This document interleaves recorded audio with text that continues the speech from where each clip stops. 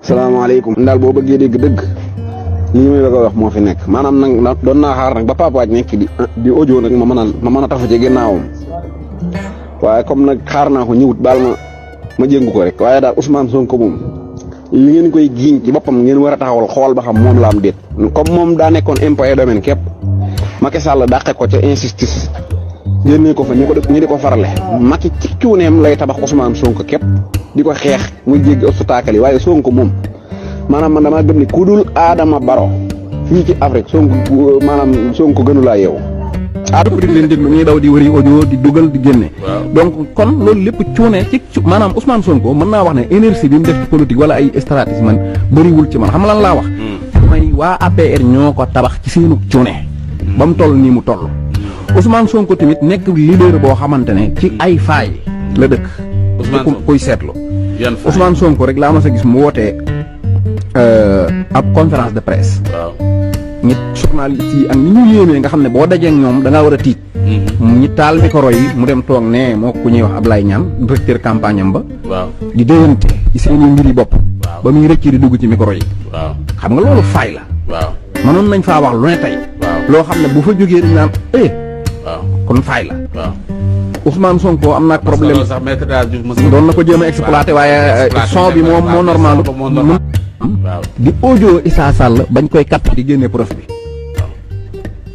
dégg nga bu laaj na bi yëpp bu leen ñëpp xamee loolu jëflanteeg ñi nga xam yow man loolu sëñ Abdou Karim ma ko waxoon sa xarit moom sëñ Fall ndeysaan sëñ Abdou Karim loolu nag Ousmane Sonko bind boobu bu ko waroon a jël mooy wërta woon a wuyu téléphone comme xamul wët actualité Adji Sarr démb ñëw nañ ñu seetaan benn quelques minutes boo xamante ne ku ñuy wax Adji Sarr moo ci nekkoon di wax loolu nag dafa am lu muy complété ci liñ nekke woon mooy amoon nañ benn xëy nañ amoon lu ñu ab journal xibaaroon ñu topp ci Ousmane Sonko ñëw ba yi ci xew-xew ci ñi ci faatu ci ba yu bari ñëw démb nag dafa am lu am solo lu am ci biir dossier boobu mooy ndeyi mbilli ji maanaam génn na wax maanaam yeew nit ñi damay faxas lépp lu ko fi jiitu woon comme que man dañ ma doon jàngal rek di wax aji lii Ousmane Sonko wax Ndeye Khady Ndiaye wax tey nag aji mooy wax amul lenn lu ma jàppati ci dossier bi léegi damay déglu aji mën naa am ay lay yëwén li muy nem dañ ko koo def ay amaana nag ay la yëwén nit li ñuy njortu ci dossier bi noonu la demee mais loolu lépp nag dañuy faxas lépp toog xool ko jëfandikoo itam wala talbisu xaq bil baatili wa taktumuna al xaq wa antum taalamun mooy bu leen yàlla daf ne bu leen jënd dëgg fenn te fekk xam ngeen ne lii mooy dëgg loolu yàlla daf ci rëbb nit ñi waaye aji bi ñu ko dégloo maanaam dafa mënoon a dindi njort yu bari ñu doon njort ci moom waaye dafa mel ne li nga doon njort ci moom bi mu waxagul daf ko réew ñëpp di leen déglu ñuy daw di wëri audio di dugal di génne donc kon loolu lépp cuune ci maanaam Ousmane Sonko mën naa wax ne énergie bi mu def ci politique wala ay stratégie man bëriwul ci man xam lan laa wax mooy waa APR ñoo ko tabax ci seenu cuune ba mu toll nii mu toll Ousmane Sonko tamit nekk leader boo xamante ne ci ay faay la dëkk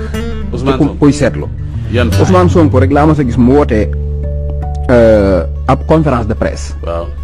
ñi journaliste yi ak ni ñu yéemee nga xam ne boo dajee ak ñoom da ngaa war a tiit ñi taal micro yi mu dem toog ne moo ku ñuy wax Ablaye Niane directeur campagne am ba di déyante ci seeni mbiri bopp ba muy rëcc di dugg ci micro yi